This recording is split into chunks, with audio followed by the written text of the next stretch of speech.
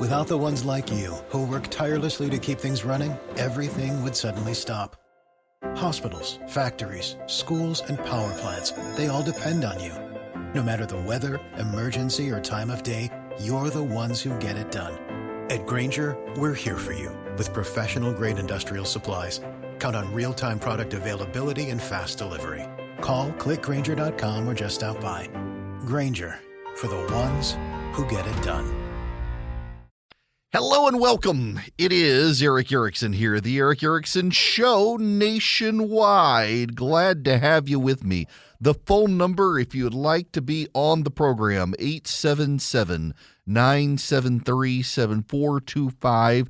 Barry Loudermilk is going to join me in the third hour of the program today. He's been maligned by the January 6th committee, claiming that he was somehow helping the insurrectionists, so-called insurrectionists, plot their takeover of the Capitol, which is nothing, couldn't be further from the truth. Even the Capitol Police have rejected the theory and cleared the congressman, and yet the smear continues. But there's another smear happening that I think is as important, if not more important, than that one. A high-tech lynching is what Clarence Thomas referred to as the character assassination of him during his confirmation hearings. You do not know what it is like, more likely than not, unless you are one. You don't know what it's like to be a prominent black conservative in the United States of America. I can't really relate to it either because I'm not a black conservative. I'm a white guy.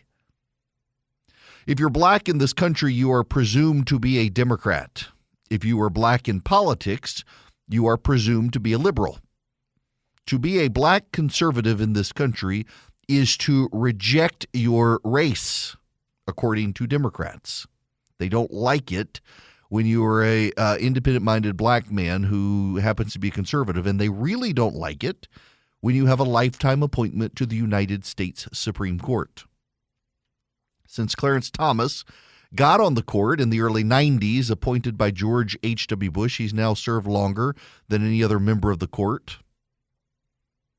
When he got on there, Democrats hated him, and they've hated him more and more ever since. And they don't like the fact that Clarence Thomas's wife, Ginny, who I know them both, they don't like the fact that Ginny has long been involved in conservative politics. You know, it's funny how Democrats always say that you can't let a woman's husband define her, and yet they define Ginny Thomas by her husband, and they are convinced that they must be co-conspirators and collaborators at all time because, God forbid, she thinks for herself and has her own job. Have you ever noticed Democrats always stereotype everyone else in ways they say you're not supposed to? The number of Democrats who use gay slurs to refer to their opponents or racial slurs to refer to their opponents, it's actually kind of striking. And with Clarence and Ginny Thomas, they routinely engage in invective against them. Now, Ginny Thomas over the years has been more and more involved in conservative politics, and I have heard she's aggravated with me for not buying into the stolen election stuff, and she very much bought into the stolen election stuff, and we know that she was trying to get a sense of what was going on and urge, having believed the election was stolen, urged Republicans to fight. Democrats who hate her husband have decided to re-up their high-tech lynching of him and drag him into this and presume that he had a conflict of interest, was an advisor to the situation, or involved in a coup to overthrow the country. Now, given what we know about leaks to the United States Supreme Court, or leaks from the United States Supreme Court, if Clarence Thomas were involved in a coup, you and I know darn well some law clerk would leak everything, just like they did the Dobbs decision. But they did not. But the latest that's come out is John Eastman, who was the lawyer who came up with the idea that Mike Pence could refuse to certify the Electoral College. And they believe that, based on John Eastman's emails, that he had a source at the Supreme Court who was telling John Eastman there was a big fight in the Supreme Court over how to proceed with the election lawsuits. It can't be true. Now, Eastman has come out and said he got that from press reports. I think John Eastman is full of BS. I think it is BSing that he did. And it's not just me. A great many lawyers who are looking at these allegations from the January 6th committee think John Eastman was puffing himself up, claiming insider knowledge that he did not have. Now, if you read the New York Times or the Washington Post or you watch CNN or MSNBC, you're going to hear an attack on Clarence Thomas. John Eastman claims he had inside sources at the Supreme Court saying the justices were in a heated argument over how to proceed with the election law cases. His exact phrasing, according to the New York Times, was, so the odds are not based on the legal merits, but an assessment of the justices' spines, and I understand there is a heated fight underway about them taking the cases and doing their duty to help Donald Trump. It can't be true. You should know John Eastman was a clerk to Clarence Thomas. He is friends with Clarence and Ginny Thomas. And he briefed Ginny Thomas's conservative group. She has a conservative meeting every week, and he briefed that group on the state of play for the election. So I do understand why people would jump to say, aha, Clarence Thomas must be his source of a heated fight underway at the court. Except here's a problem. There were no cases at the Supreme Court. John Eastman made a statement on Christmas Eve 2020, December 24th, 2020. John Eastman wrote that email that there was a heated fight underway in the United States Supreme Court. But there could not be a heated fight underway in the United States Supreme Court simply because there were no cases in the Supreme Court at the time. Let me just wait, and you don't have to take my word for this. Steve Vladeck is a legal analyst for CNN. He's a law professor at the University of Texas, works at a law firm there. And he pointed out the Supreme Court had already dealt with the Pennsylvania case on December 8th. And the Supreme Court had dealt with the Texas case on December 11th. The only thing left were applications to expedite cert petitions, that is, applications to expedite hearings before the Supreme Court. And all of those petitions had largely been resolved by December 24th. So there were no hearings. There were no arguments. There were no petitions before the Supreme Court about the 2020 election at the time John Eastman said there was a heated argument underway at the court. How could there be a heated argument in the Supreme Court about cases related to the election when there were not any cases related to the election before the Supreme Court? And you should know all of those cases had been dealt with unanimously without any dissents, without any public dissents. They had been dealt with, I should say, not unanimously, but by a plurality of the court. We don't know the vote, but we know there were no public dissents. We know not a single conservative filed a dissent in the way the court was handling the cases. But the media, of course, hates Clarence Thomas. They want to discredit the court. They want to discredit Clarence Thomas. And so who cares about the timeline? Who cares about the fact that there were no cases? Who cares about John Eastman being a bit of a crank? This was a good way for them to slime Clarence Thomas. And that, my friends, is what's actually happening here. They're trying to smear Clarence Thomas. I have used the phrase in the past, the island of misfit toys. If you know the Abominable Snowman movie at Christmas, you got all these broken toys and they're on the island of misfit toys. That describes the people around Donald Trump. It was all of the political consultants and the political operators on the island of misfit toys, the people in campaigns you always want in the back office licking envelopes. So I worked on a campaign one time. It was a campaign for a congressman, and there was a guy who really, really, really wanted to help. And the guy, listen, I'm not trying to be mean. I'm just trying to convey to you the actual situation. Have you ever seen the books about Frog and Toad? He kind of looked like Mr. Toad, and his nickname was Froggy. And they wanted to keep him in the back office. They didn't want him out front. He really wanted to be out front.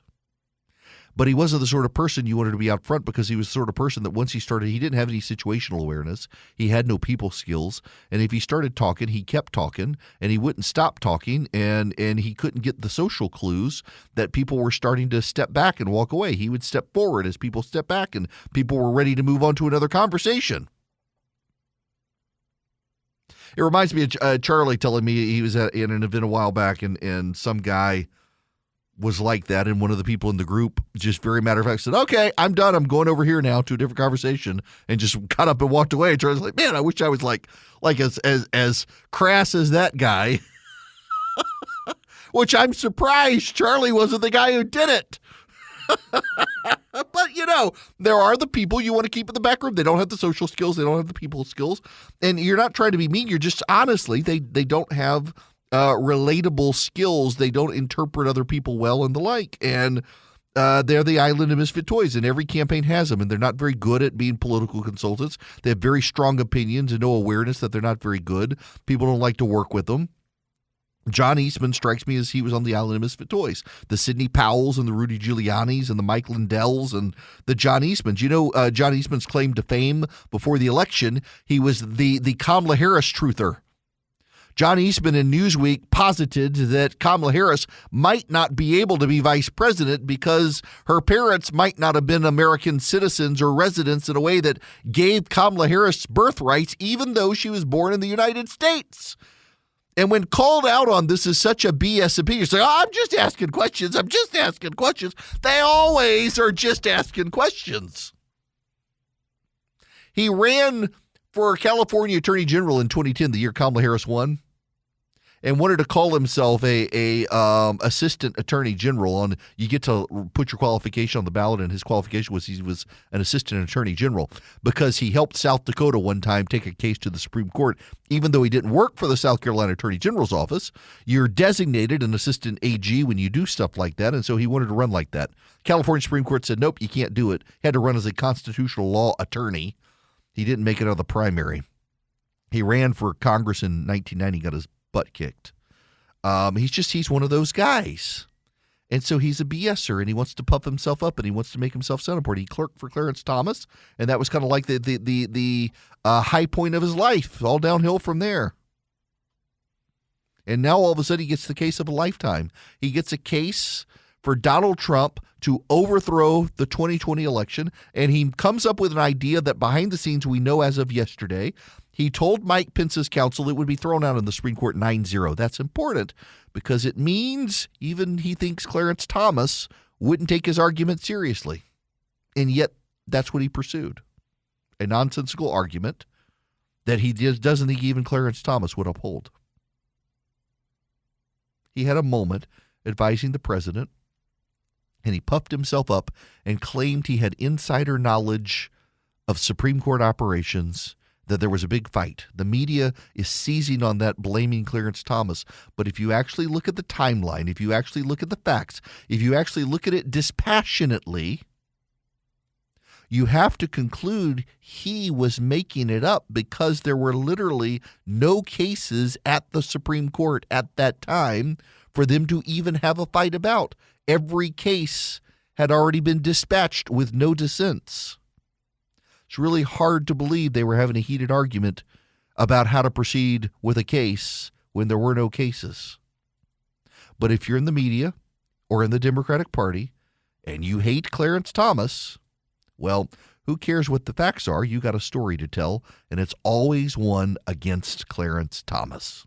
There are a lot of options out there. If you're a self-starter and you want to invest on your own, it can be really confusing. And I'm delighted to tell you about SoFi because that's who I use, and now I've got them as an advertiser.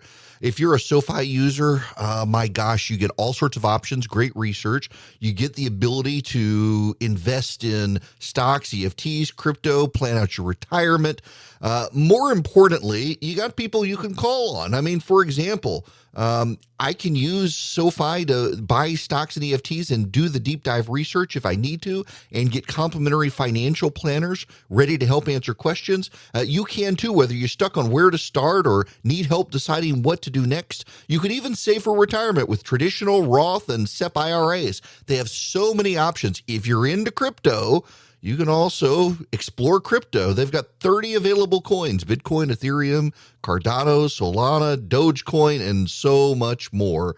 But more importantly, they've got the number one ranked automated investment tool, their robo-advisor. It takes the stress out of building and managing a diversified portfolio without having to pay a bunch of experts to do it. I really like SoFi. Y'all, I've tried, you name it, and I probably tried it, and I settled on SoFi and think you will like it as well. Cut through the jargon, make investing easier with SoFi. Visit SoFi.com/Eric to learn how you can win up to $1,000 in stock when you open an account. That's SoFi.com/Eric.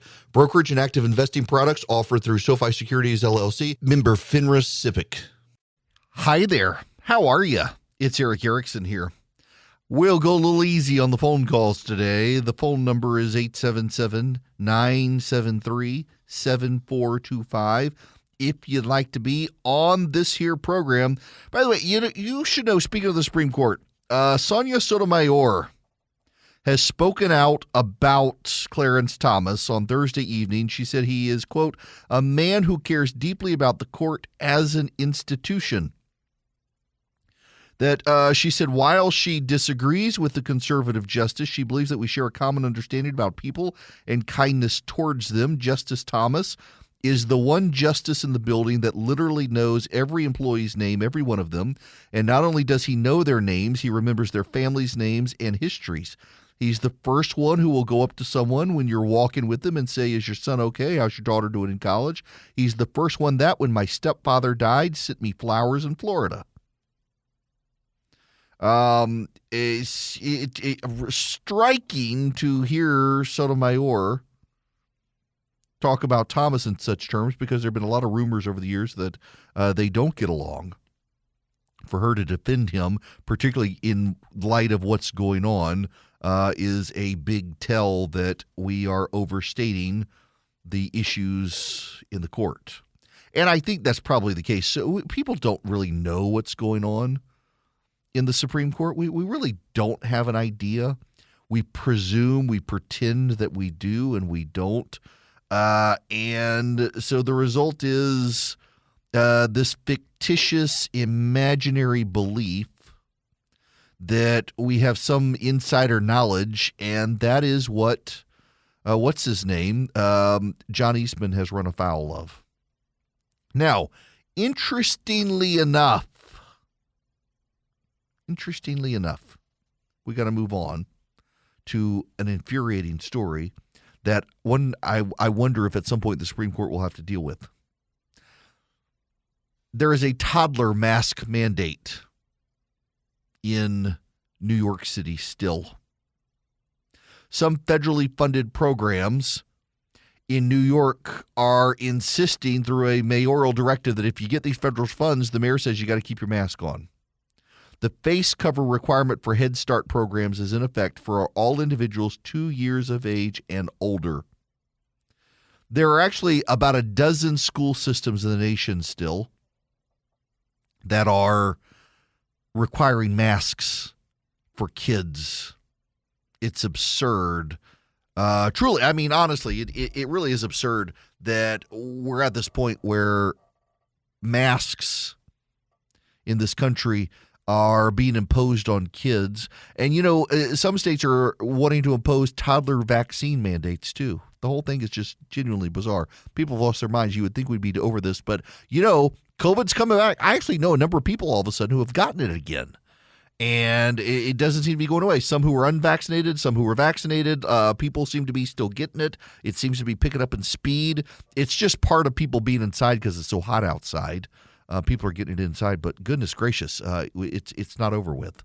Hello there. It is Eric Erickson here. The phone number is 877-973-7425. You know what? I'm going to not do what I was going to do. I'm going to do something else. I was going to talk. Yeah, we've talked enough about Poland and politics this week. So it's Father's Day this weekend, is it not? It's Father's Day. I am actually going over to see my dad. I'll go over right after the show. I'll head to the airport. If you're in the airport in Atlanta, if you think it's me, it probably is this afternoon. Please don't yell at me while I'm peeing. Still can't believe people do that. But so I'll go over. I'll see my parents this evening, and then tomorrow, all day tomorrow, and then come home early Sunday morning. By the way, I had a listener actually on Twitter say, "You talk about all the security and issues. Why would you talk about this stuff on the air?" And let people know guns and ammo is the answer. Guns and ammo. We got lots of it. My wife is a great shot, as are the kids. I'm not too worried. One day we will have a lot of property where we can bury bodies and build ourselves a house. One day, if the career trajectory keeps going the way I hope it is. But nonetheless, I'm going to go see my dad. I have not seen my parents actually this year yet. Last year I was able to go over to Louisiana several times and see them. And this year I was planning on going over for my mom's birthday in January. And then there was a freak snowstorm, bad weather. They got COVID. And then I was sick and life has been crazy. And I'm finally able to go over and see them. There's some research out that overwhelmingly men in their teens, 20s, and 30s who get into drugs and crime have one thing in common, transcends race, income, everything else. Dads.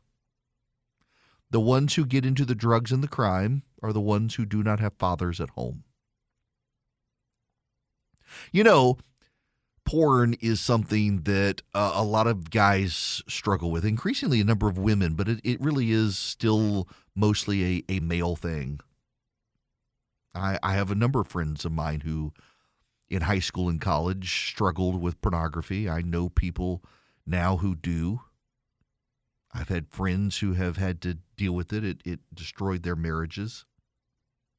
And it is so easy and accessible online with little accountability when no one's around watching, and people think it's harmless. You're not. Never mind that the women in many cases involved are drugged or against their will. A lot of the more common stuff you find now is abusive, and you don't even realize it. And yet, guys in high school, in college, out of college, even in marriage. They dabble in it, harmless. I'll look with just one eye. It's no big deal. Nobody knows. It's not going to affect. And it actually has a deeply, deeply psychological impact that scientists are more and more coming to understand. And it transcends, again, race. It transcends demographics. It transcends income. Rich men, poor men, black men, white men, all of them have struggles with pornogaphy. It's very, very common now with young men. And did you know that your average third grade boy will be when he first encounters pornography now? That a lot of boys, by the time they are in seventh grade, will regularly interact with pornography. And a very troubling percentage of young men, by the time they are in ninth grade and hitting puberty, are regularly engaging with pornography as a way for sexual gratification. It's actually disturbing how many young men in middle school are trading pornography. Some researchers at Biola University studied this. And they found that there is only one common factor among the boys who don't engage in porn. It's actually more common now for boys to engage in porn than to not. And of the young men who don't, they all have one thing in common. And it doesn't matter whether they are black, white, Hispanic, Asian, rich or poor, college-educated family or non-college-educated family. They all have one common denominator. The boys who do not in middle school and high school engage in pornography are the ones who have had their father tell them it's bad. Not their mother, by the way, their father. Fathers matter. A father's ability and willingness to engage with their son on moral issues has a larger impact on a male child's development than their mom, actually. We don't know why, but there's a lot of research that shows that fathers shape the moral character of their sons disproportionately to the way mothers do, even though at an early age, all the research shows boys need their mom more than their dad. The research also shows that their father helps them develop their moral character more than their mother. And in households where there is no father, the moral development of the son tends to go off the rails. That's not meant to slight moms. It is meant to tell you that for reasons sociologists and psychologists don't understand, a father actually really is important to the life of a son. Also to a daughter, girls who have dads actively in their lives are far less likely to get pregnant or have sex at an early age. Dads matter. It's Father's Day weekend, and I know there are people who have problems with their fathers. Sometimes wonder about my kids. You know, I've said this before. There's no reason for me not to say it again. I carry a lot of guilt because of my job. My career is not where I want it to be. I mean, it's don't get me wrong. I have a great career, but I really want to do big national syndicated radio. I've got about 24 stations now, and we're growing, but it's very slow to grow. We were out of the gate late after everybody else. That's actually helped us to a degree get more attention now as people are dissatisfied with the alternatives, and that's helping us. But it's slow. It's been kind of frustrating. But it's also I'm my kids can't go anywhere without people knowing who I am. I had a situation I had to deal with this morning with one of my kids with another family, and I tried to explain to him. I was like, look, maybe the reaction to this particular incident would have been different, except my kids have literally been chased through the store by a man yelling at them because of what I did for a living. They, at one point, lost all of their friends to bullying because their friends' parents hated me for political positions I had taken. We've had people show up at our house to threaten us. My kids have had to live with security. They've had people accost us in public. And so they're very sensitive to these things. And I sometimes wonder, man, my kids might have a better life if I went there. But, you know, the data actually tells me and should tell you that your kids are worse off without you, Dad. In all cases, it seems, kids need their dad. And they will go looking for a father figure if they don't have a father. They will. They absolutely will go looking for a father figure if they don't have a father. And oftentimes with girls, it'll be a boyfriend who gets them pregnant and then leaves them. This happens recurrent. I am reminded, not to get theological on you, but just take the story for what it's worth. Whether you call it mythology, metaphor, real, whatever. Story of Noah in the Bible. Noah and his family get on the ark. The flood is coming. Babylon Bee, as an aside, the Babylon Bee had a story the other day that after taking a time machine to the 21st century, Noah promises to go back to his time and sink the ark. But nonetheless, there's the story of Noah in the Bible. Noah found favor with God. Noah did. Not his wife, not his kids' wives. Noah found favor with God. And because Noah found favor with God, his sons and their wives and his wife were allowed onto the ark to be saved. For denominations that baptize babies, this is one of the cases besides Abraham and circumcision that they rely on is Peter talks about this being the baptism, that Noah's children, they may have been sprinkled with the water, but they were not drowned. And a lot of denominations rely on this for infant baptism, that it was because of the parents. It was because of the parents' faith, because particularly the father's faith, that the children were saved. It had nothing to do with the children's salvation. It had nothing to do with the children. It had to do with the father. It had to do with Noah. These children were able to be on the ark and safe because of the faith of the father in God. He found favor with God. You as a father, all of the sociological research shows, have an enormous impact on your children's faith if you're a believer in a religion, and also on your children's moral disposition as they grow up. Children tend to rebel against mom more than they rebel against dad, and when they rebel against dad, they tend to return to dad later in life. Nobody really understands why this stuff is. We just know what the data shows us. And there are recurrent patterns as to educational ability, as to crime, as to level of income later in life, as to happiness in life, as to mental health. Dads active in their kids' lives play a huge role in all of that. And also, stepfathers, when there's no father around, we shouldn't be negligent of the people who step in to become the dad when the sperm donor disappears. It matters greatly. So we got Father's Day this weekend, and it's worth me pointing this out and reminding you, Dad, sometimes you feel like you're taken for granted, or sometimes you think you're doing more harm than good, or sometimes you're thinking that why am I around? Maybe I'm making matters worse by being here. Actually, no. You may think that, but the data overwhelmingly suggests your mere presence in your child's life sets your child up for the success that a child whose father doesn't stick around won't have. You can be a terrible, bungling, bad father. I know sometimes I think I am one. But the data says otherwise. We have decades now of sociological, psychological data about the impact fathers have on their kids. So don't take yourself for granted. And families, don't take dad for granted if you can. This weekend is Father's Day. Spend time with your dad if you can. I don't spend enough time with my dad just by virtue of where I live in relation to them and my career. But I'm going to go over and take them to lunch tomorrow in Baton Rouge and have a good day. Have some veal parmesan. Yes, I'm going to Louisiana to have Italian food.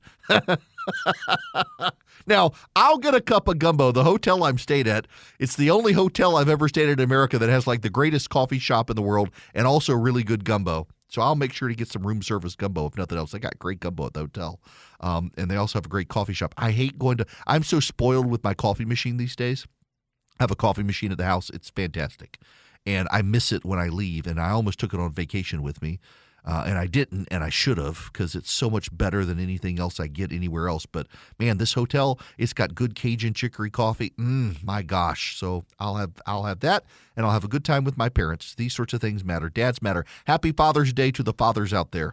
I hope you have a great weekend. The show's not over. We got a lot more to talk about. We're going to have Barry Loudermilk later in the show. Also, my friend Sherry Gilligan to talk about state legislatures, because state legislatures on a national radio show, they sometimes get ignored. We got to talk about them, and I want to give her some prominence too, because she's in a fight and she needs some help, and I want y'all to know about her. Right now, I want y'all to know about Eden Pure, the Thunderstorm, the Eden Pure Thunderstorm 3-pack. You can get 3 of them for less than $200.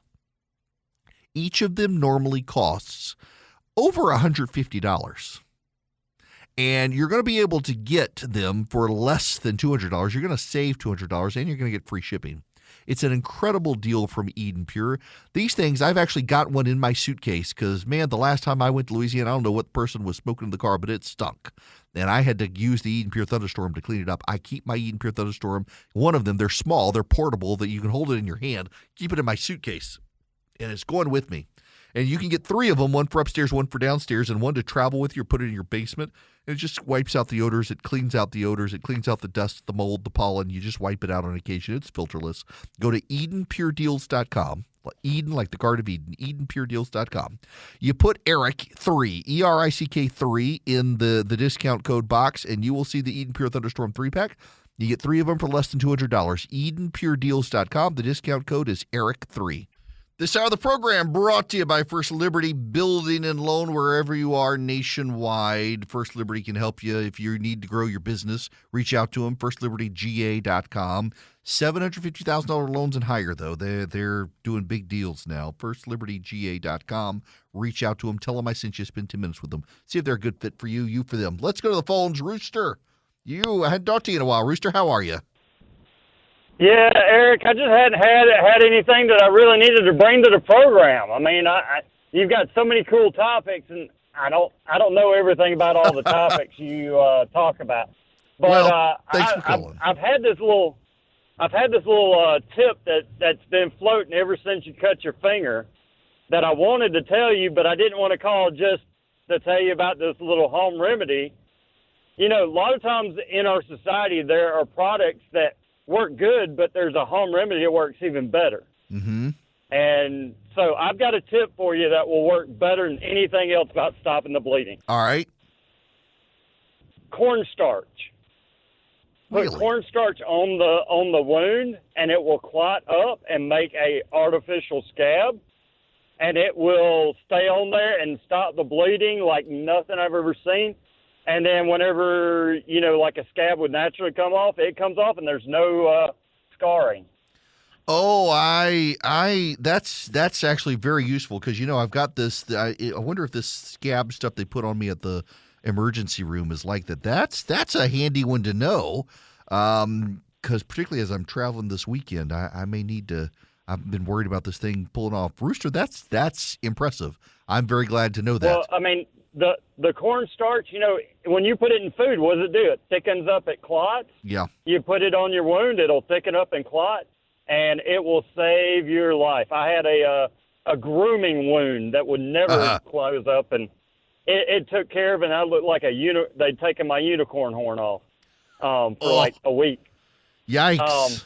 But anyway, I've got one more tip for you. Being right. how you're traveling down there, down to Louisiana, was it correct? Yep. Uh-huh. With it being so hot and just obnoxiously humid and everything, I know you're used to the air conditioning. I know that. But I've got a tip for when you're going to be outside. Get you a bandana and wet it and put it around your neck, and all your blood going through your neck, it'll cool your body down like nothing else. I've heard that trip before, or heard that one before. I will say this, though, that it's so hot and humid in Baton Rouge, Louisiana. You try that, and you just wind up with just this hot mess around your neck because nothing evaporates. It's so gross. It's so gross. The humidity there is so bad. Listen, I appreciate it very much. 877-973-7425. Yeah, because I'm right on the Mississippi in Baton Rouge, and it is a like 100% humidity. It's going to be miserable, but that's all right. We'll be inside with air conditioning. When we come back, have you heard about the cows that died in Kansas? 10,000 cows.